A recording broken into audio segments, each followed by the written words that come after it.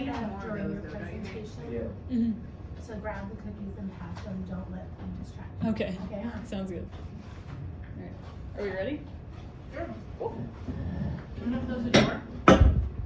Sounds Because good. there's no noise. Yeah.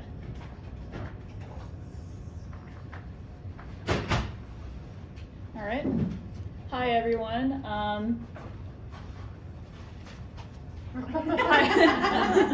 Hi, everyone.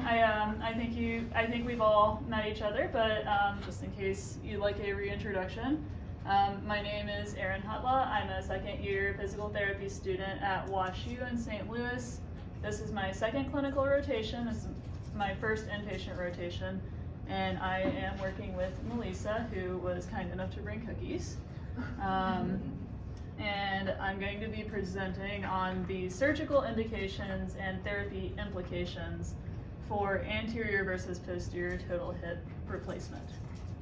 So first thing to review, what is a total hip arthroplasty, or during this presentation I'll be abbreviating it as THA. It is a replacement both, let's see if this, yes, okay.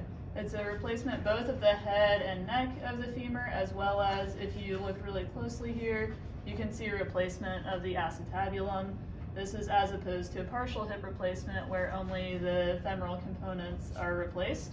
And you can compare that here to the native hip on the right side in this x-ray. This is a very commonly done procedure. We see a lot of them here. We see like multiple a day usually in the ortho floor here. And it's done a lot of times to solve usually osteoarthritis, but there are other reasons it can be done. There are two, so in order to replace the hip, you have to access it. There's a lot of muscle and soft tissue surrounding that area. So in order to access it, there are 4 commonly used approaches. There are 2 main ones used at this hospital. The 4 approaches are direct anterior, anterolateral approach, posterior, and lateral approach. But since the most common 2 are anterior and posterior approaches, those will be the 2 that I'm talking about today. So in the direct anterior approach, the patient is supine for the procedure.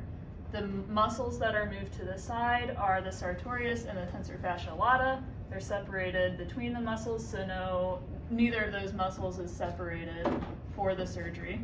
The gluteus medius, however, is separated, and so is the gluteus minimus. The gluteus medius is split for access, but is always closed at the end of the surgery. And the gluteus minimus is split as part of the incision of the joint capsule, and so whether or not that is repaired depends on whether or not the joint capsule is repaired at the end of the surgery.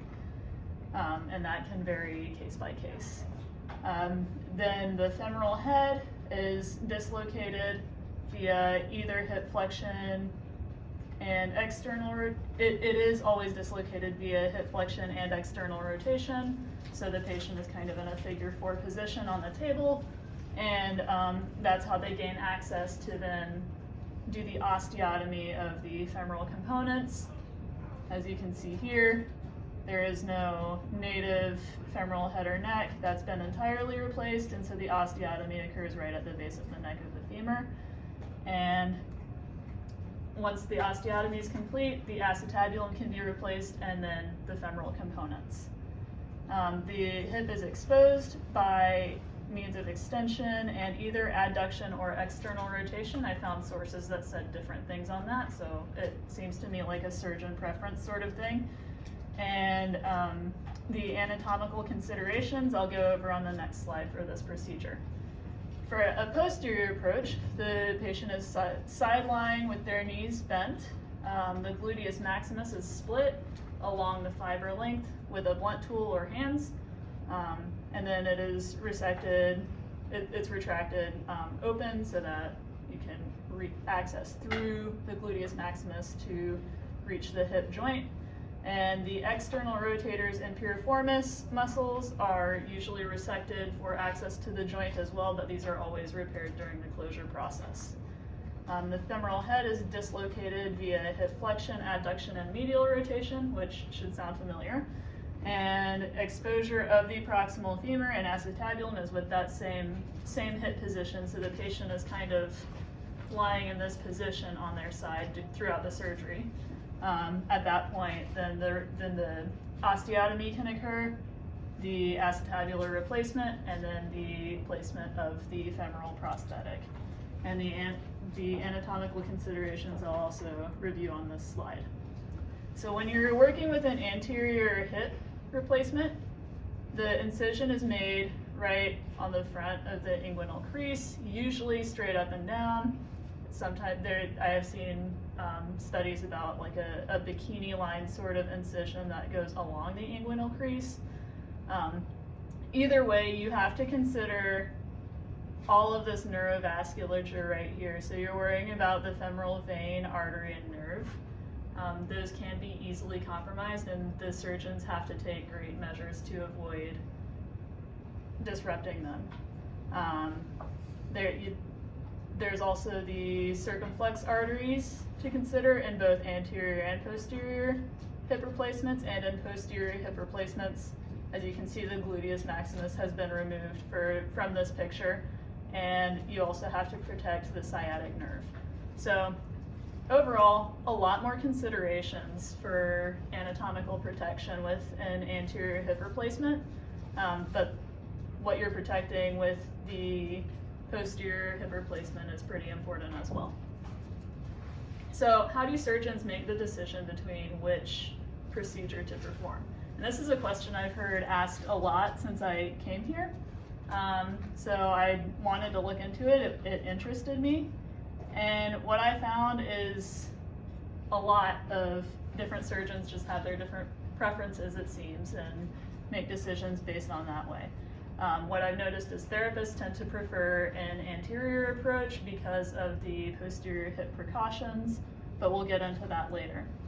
So the indications for a total hip replacement from an anterior approach, first of all, you have to have the surgery indicated in the first place, so significant degeneration of the hip joint, usually through osteoarthritis. The patient has to be in generally good health, and by that I mean, in the studies that I've seen for this, for comparing anterior and posterior, they use the American anesthesiologists scale of physical health, and even in studies that compare the same procedure, the people who receive an anterior hip replacement tend to score better on that from the beginning. So you have to be in pretty good health to do that.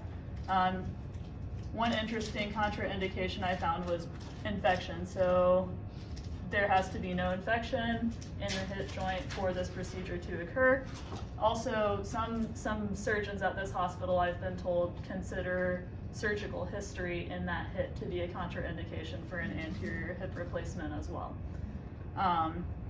And then there cannot be any need for trochanteric reconstruction because the greater and lesser trochanters are not visible with anterior exposure, so that can only be done posteriorly, and you can't really have any sort of deformities of the proximal femur. And then, of course, you have to consider all of the anatomical indications. I didn't make a slide about indications and contraindications for the posterior hip replacement because from what I could tell, they're all the same as general orthopedic surgery indications and contraindications. So pretty much if you're able to withstand an orthopedic surgery, you should be able to withstand a posterior hip replacement.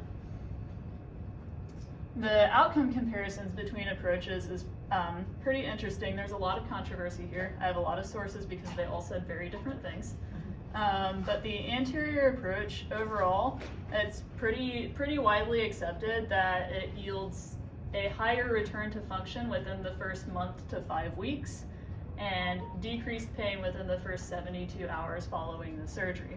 That being said, posterior hip replacement patients catch up pretty quickly, so if they're not able to withstand an anterior hip replacement, really that decrease in function or that increased pain as compared to anterior hip replacements is going to only last about a few days for the pain or a month for the decreased function compared to an anterior hip replacement patient. Overall, anterior hip replacement patients tend to walk further post-surgery while they're in the hospital, and they resume typical activities and mobility patterns more quickly. They tend to leave the house earlier, they tend to drive earlier, and all of that can probably relate to the decrease in pain as compared to posterior hip replacements, as well as the more quick increase in function. But again, posterior hip replacement patients do tend to catch up pretty quickly to that trend. There is conflicting evidence regarding which procedure yields greater postoperative blood loss.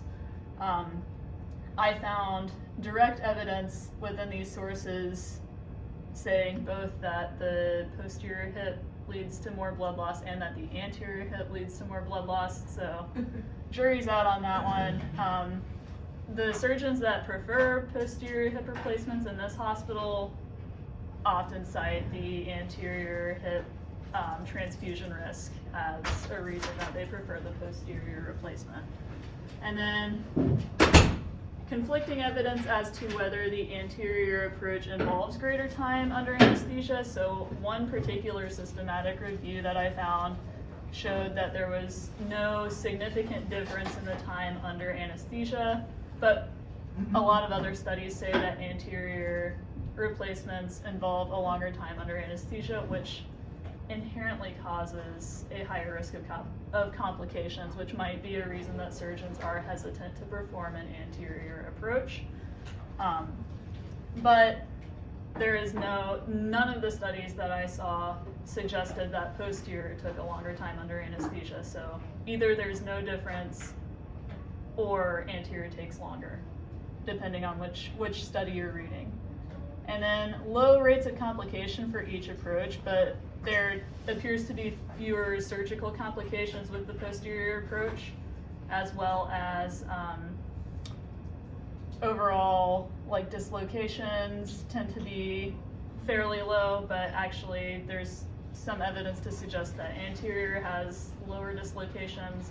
But overall, there's not a super high risk with either surgery for any sort of complications or anything like that.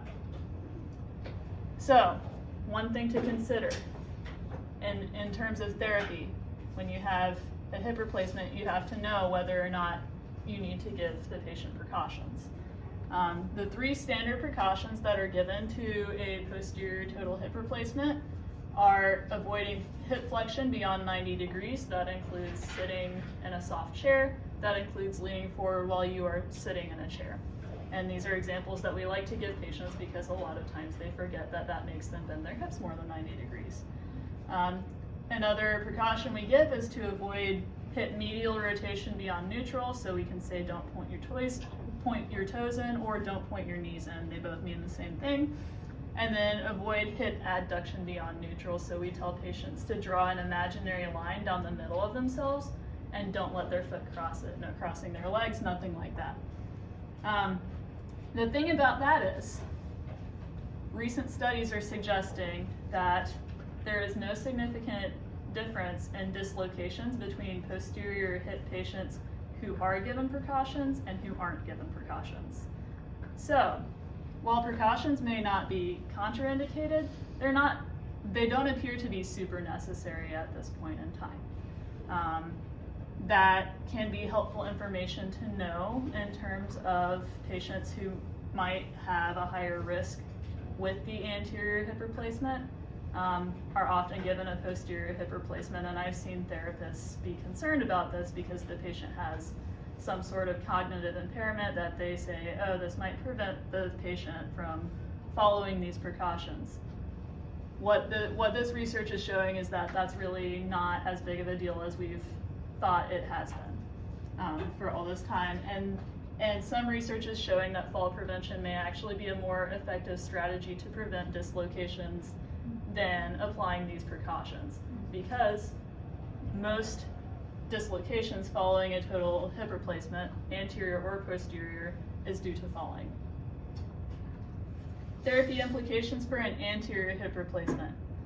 The immediate focus of acute care therapy, which is what we're dealing with here, is simply addressing restoring function.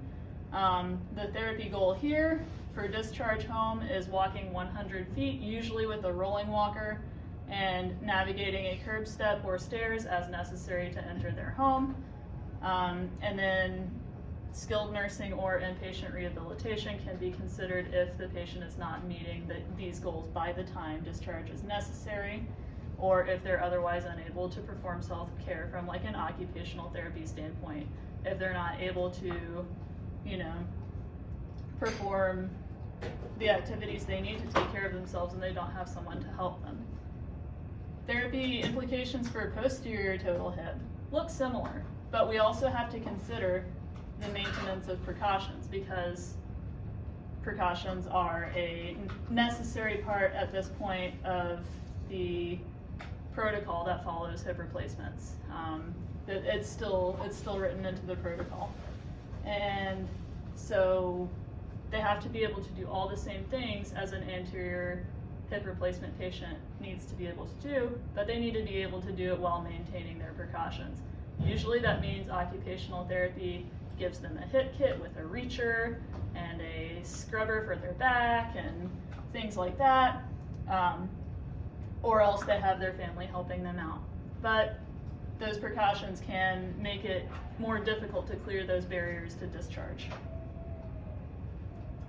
So I came up with some ideas to help strengthen the relationship between the therapy and surgery departments in terms of confusion over why a certain approach might have been chosen, things of that nature. So I recommended that surgeons at Houston Methodist include the indication for the specific procedure they're choosing, not just total hip replacement, a justification of why anterior or why posterior in their H&P note. That will help therapists figure out, you know, oh, they chose to do posterior because they wanted to protect these veins and arteries on the anterior side of the hip.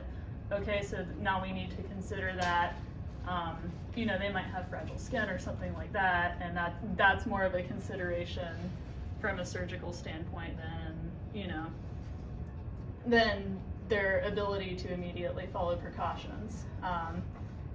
And a recommendation for therapists, I've seen in my time on the ortho floor a lot of shoulder patients, a lot of total shoulder replacements, and we often won't do those evaluations until there's a family member available to assist with donning and doffing the sling.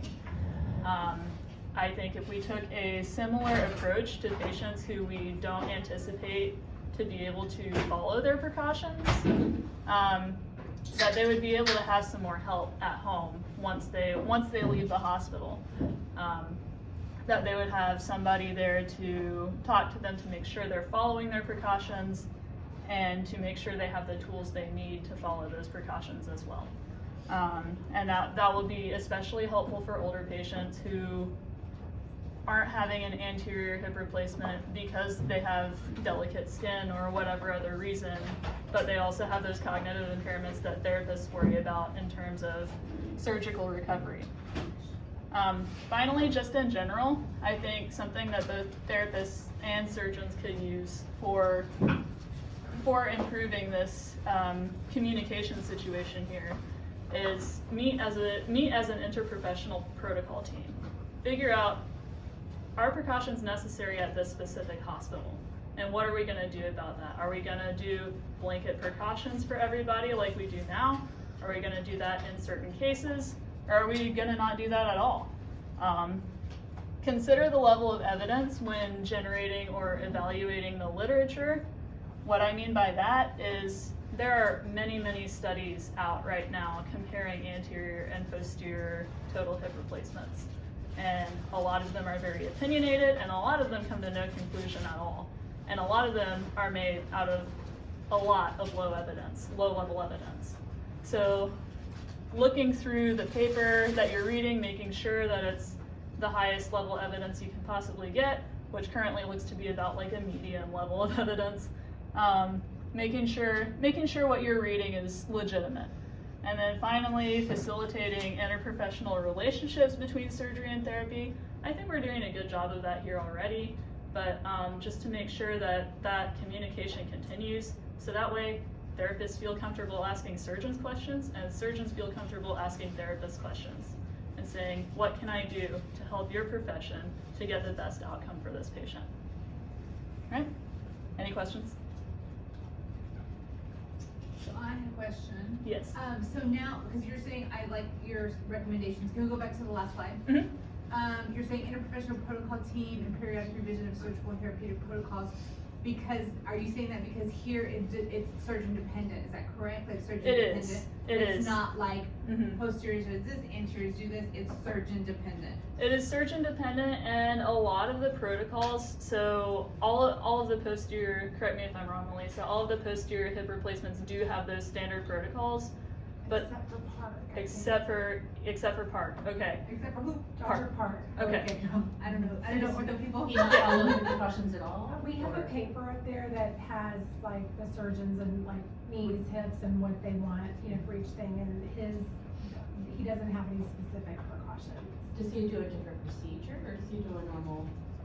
That I don't know. I mean, he Okay. does a posterior Yeah. approach. I'll see if I can find it. I think I Yeah. have a picture of it. Can he but- explain himself? Yeah. I'd be scared. And so that's also too why you're on your third bullet, like facilitate interprofessional relationships between surgery and therapy, so Mhm. that way you can talk to the surgeons, have that discussion. Right, And right, have everybody on the Yeah. same page. yeah. I agree. I mean, I think that's a great idea. Secondly, sorry, I have all the questions. You said, okay, correct me if I'm wrong. You said the precautions for posterior were no internal rotation, no Mhm. adduction past midline, and no flexion over 90, right? Yes. Anterior, there's none of that? So there's no like blanket precautions that when therapists hear the word hip precautions, they know what that means. Right. Some surgeons choose to have precautions for their anterior hips. Okay. I don't remember specifically which ones, but we have a couple that want to limit extension and external rotation. Right. Or no Right. bed pan, But- no bed pan or something like that? Right, Yeah, no something bed like pan that. is the And then extension. there's really not universal precautions that are considered for nearly every, if not every single anterior hip replacement. Okay. I worked at a hospital in Wade Temple, and that surgeon did posterior, and he had no precautions. So I can Yeah. see where that Mhm. Dr. Park, like, Yeah, I just verified it, and Yeah, it is for and- like if it's your primary hip Right. replacement, like for revisions, he might have some, Okay, but if right. it's the primary hip replacement, he has no precautions. yeah, So and it's- I was like, what? But, and he didn't have any dislocations. Like, there was no, he didn't have any, there was no, you know, Yeah. what's what I'm looking for, you know what I mean? There's Our resident, there's and good outcomes. I think it was last year, he did his PICO presentation specifically on hip precautions. Oh, Yeah, that might be a good kind of, we can get a copy Yeah. for her too. So the eventual, so the question was there a difference for patients Mhm. with without precautions? And there was none. Yeah, that's what I Or found you as well probably in know that. my. Sorry, I was Yeah. late. no. Oh, that's all right. Yeah, I put that right here. That the studies that I found showed no significant difference. What I did find also, which I didn't have, it didn't fit necessarily into my plan for this presentation, but I thought it was interesting, was some studies on do they do extra soft tissue repair for a posterior or not, and that actually made more of a difference in dislocation than whether or not the patients had precautions. So it's actually, they can do like high level tissue restoration during the procedure, and that really made a difference. Yes. You and I were talking with Cody yesterday, our physical therapy assistant who works on ortho. He made a great point, and I thought about this before too, is with the hip precautions, if you're like telling the patient all these precautions and you can dislocate, then it really can have a negative effect on their mobility because they're scared to move. They're like, you know, I don't want to move. I don't, you know, is this okay? Yeah. And so it can really slow down their functional mobility And their progress. confidence of Yeah. mobility, yeah. Mhm. Candy cited some articles specifically about that. Mm-hmm. It makes them a little bit more super extra conservative. Mhm. Right. They limit their activities. Yeah. Right. And having precautions versus not, or having a different procedure, having an anterior versus posterior procedure, and having whatever standard precautions come with that, was shown in a study that I saw for this not to have any significant difference on functional outcomes, long-term patient confidence, or patient pain. So, yeah. But then everybody's seen that chronic dislocator. Yeah. You know, it's like, what's the difference with that, I wonder, you know? Yeah.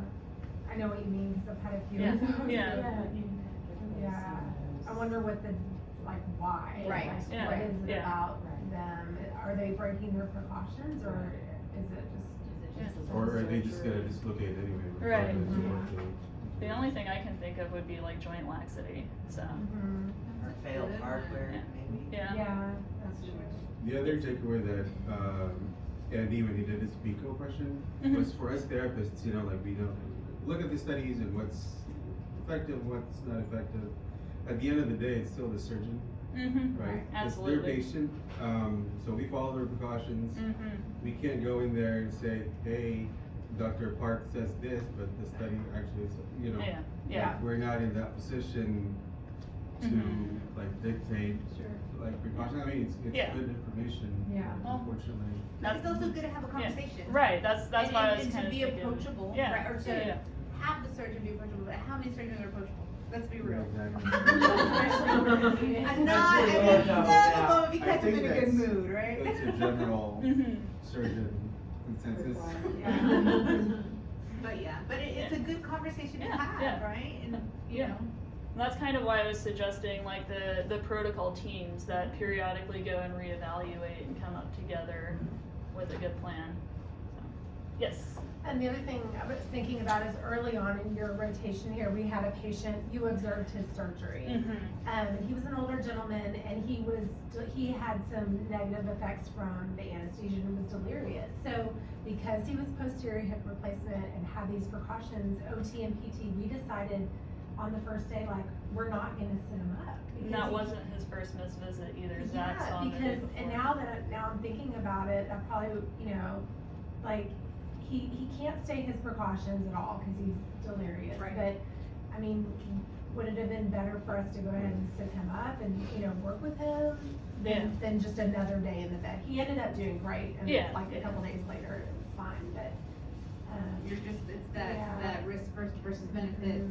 yeah, but if the hip precautions aren't, An issue or a, right, yeah, right, yeah. something to think about, for Mhm. sure. Because even the surgeons, they can't even agree. Right, Right. Like, they right. among themselves, right? Correct. Yeah. Mhm. Right. I haven't been to ortho in a long time, but we've had an orthopedic surgeon, Dr. Neff. Yeah, he's still. Okay, he does like that super path, like, approach, to where it's less invasive, but it's a total hip and he has no precaution. Wow. It's true. One of it is posterior, but it's just, I can tell you because I've got the chart. Yeah, you got the chart. Let's see, Dr. Neff does, posterior and anterior. Okay. And it says adhere to posterior precautions, no anterior, precautions. But he does have the posterior precautions, according to this. And I like it that you put also, I like your recommendations. I like that you said that, like maybe have the surgeon state why they, Mhm. why they chose that approach versus the other. I think that's good information for all of us, right? Yeah. Because, you know, the more, education and knowledge is power, so knowing why will help us better understand Mhm. what they're thinking, and Yeah. not that it's cookie cutter, right? Like, I'm just gonna do posterior no matter what, or I'm just gonna do anterior, like, there has to be thought behind it, right? Mm-hmm. So you have good recommendations, I like it. Yeah. Thank you. Cool. All right, cool. Good Well, job. Thanks for coming. Yay.